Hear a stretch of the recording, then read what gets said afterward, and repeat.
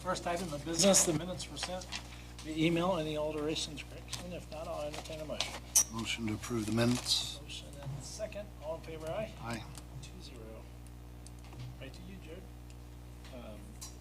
Just on the old business, we'll save the bills update for last. The Nanny Fox tile that we had talked about replacing last fall, the contractor that is doing that work, they're working on another job just down the road from it. I did stop out there today and they are working on the other job, so hopefully that one will go in before crop season. So they're getting closer. The weather was not conducive to doing that over the winter, so we were one job from getting that done and they are working on it currently. So I don't have any other updates on the rest of those. Under the new business, you guys should have in front of you, so a couple meetings ago, we had discussed taking quotes for and having contracts with the contractors that do tile repairs, the minor, more emergency type repairs for us. We sent out 22 or 23, 22 I think it was. We sent out 22 bid packets to contractors that have historically done work for us. We received 10 responses back from those. So what you have in front of you is more the summary. It's just the hourly rate part of their contract. I think I'll use like skid loader as an example. I think the cheapest was $65 an hour. The most expensive I think was $130 an hour. Most of them were in that $100 to $115 an hour range. Mini excavator, similar prices in that regard. When you get into the larger excavators, 185 to about 250 was the larger excavator pricing. So what I would recommend is that we would accept all of these. Those will be the contractors that we'll use for the tile repairs, things that pop up. So I guess I would recommend that we accept all of them that were submitted. And then you use your discretion on the project. Yeah, we'll see who's closest, who's cheapest. We'll just kind of Quickest to use respond, that kind of who's got availability to get it done. Just go that route. I was hoping that we would get more of them in. Say it's a little less than half of what we normally, the contractors that we use. If these are the ones that all of them are going to go to, it's probably going to take a little longer to get some of those repairs made this spring, so just be aware that it may take a little longer if some of these guys get a backlog. So I don't know that I'm against you bringing more if more come in. We approve those at the next meeting because. So that was going to be my next question. I guess you want to approve these. And then if I have another round of like people that didn't submit one this time, if I, hey, can you submit another one? Can we approve a round two, I guess? Is that an option? I think it's to the county's benefit to have more than less. I would agree. Yeah, do we want to put a limitation like next meeting or 30 days from today's meeting or something? That, or do you just want to, if somebody submits one, if somebody comes in and says, hey, why can't I work? You need to submit a quote and we'll just bring it to the next board meeting.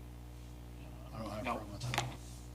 in year 2026, what I would like to do is do all these in like January and not have to do that throughout the year. But So I make the motion that we approve these 10 bids. I believe there's 10 bids submitted by Jared for use for drainage as needed based off price, region, urgency, and then we accept additionals as they come in. say we'll bring those back to the board, and if pricing was way out of whack or something, you could deny that one or whatever, so. There is an outlier on terms of hourly rates for labor. Did you notice that? There's one that's super expensive. 25. Number 7. I'm doing my math right, it's Yeah, it's a little expensive. 30% higher than any other bid. Do you I think- know the reason why? I do not know why, and I do know that almost all of the numbers were higher than most others. This contractor doesn't do a lot of work for us, so I don't know why his was a lot higher than everybody else's. Okay.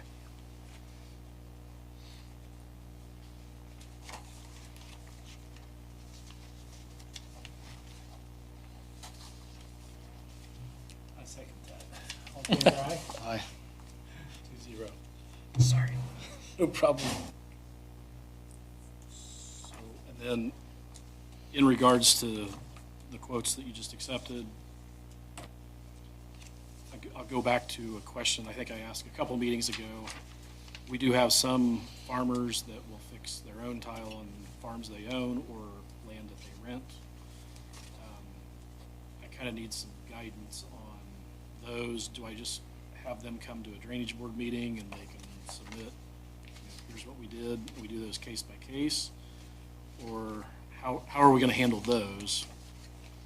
Or if the farmer, landowner, whoever, if they hire a contractor to do it, a lot of times we would just reimburse them if it was a fair price.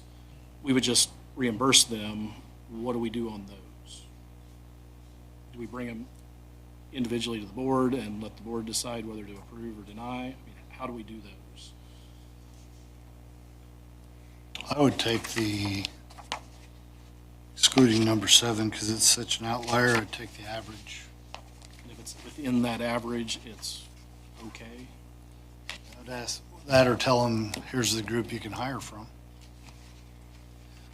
There are some that, like if it's their own property or rented ground, they may fix it and then come in later with a bill. Right. They saw it when they were Lines farming, are on there, but How often does that happen? just pick a line or name maybe a half a dozen times a season. or a part of it. It's not often. I don't remember those being presented back to this board since I've been. So, in years past, we've just, that's, you know, comparable with what a contractor or less than a contractor would have charged. We've just reimbursed, we've just done that. Since we need to have contracts with everybody, that added a new wrinkle to that. Do we need to have a contract with each individual landowner, farmer, all that? Do we need to have a contract with them? Or is it more of just a reimbursement? It's a one-time, happens occasionally, we don't really need a contract. And that's my question, is how do we handle those going forward? So obviously, if you're using a vendor, you have to have a contract with a vendor. Yes. Your question is, does the board have a policy on reimbursing somebody for doing their own work? And then number 2, what is that policy? So that's the situation. It sounds like in the past boards have left that to the discretion of the county surveyor as to the reimbursement. Perhaps what you're asking for then are some guidelines. What I would suggest is perhaps at the next meeting, you suggest some guidelines for there to be a policy approved by the board that then allows you to do that. Okay. So we wouldn't necessarily have to have a contract with that landowner, but we need some discretionary. As long as you are comfortable with a landowner trying to do his own work to county property, because, I mean, There are some that that's are- what you're suggesting. There are, like I say, normally, there's not a lot of farmers that do their own repairs. There are some. There are some that we sent this to because they've done other work on other properties for us. That, I mean, we trust them as contract. We trust their capabilities. Yeah, some of them didn't submit back.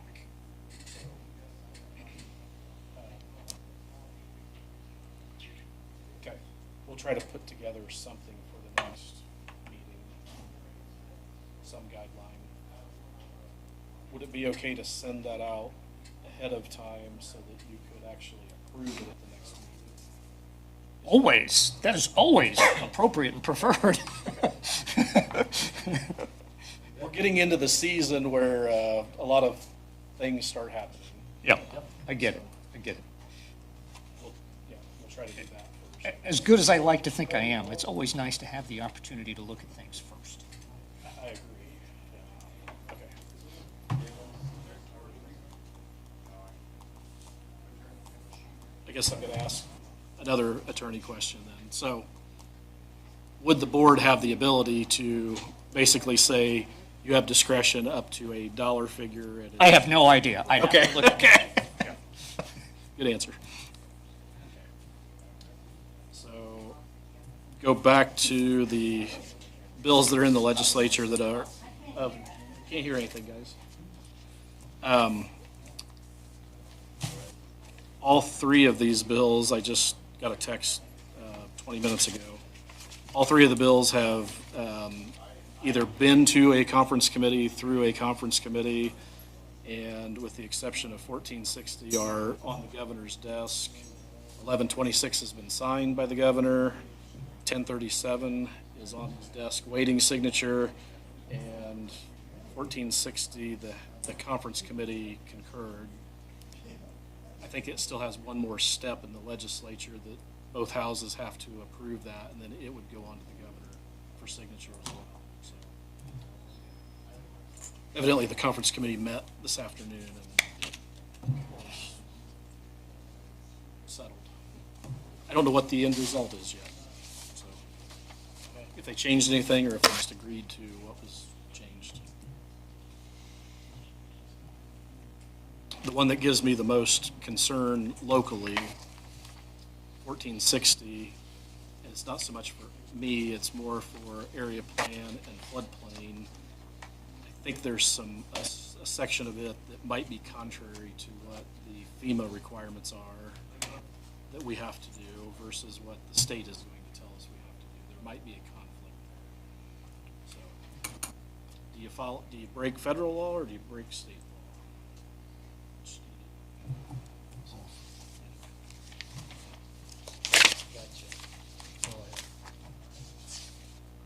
Hey, anything for the drainage board? Nothing today. I don't know if anybody's here for drainage board or if everybody's here for a commission meeting, so.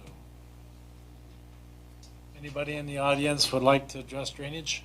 Drainage board? Anybody? Motion to adjourn? Motion to adjourn. I'll second it. All in favor, aye? You're finished. Yeah, sign every one of those. Yeah, there's 10 of them to sign.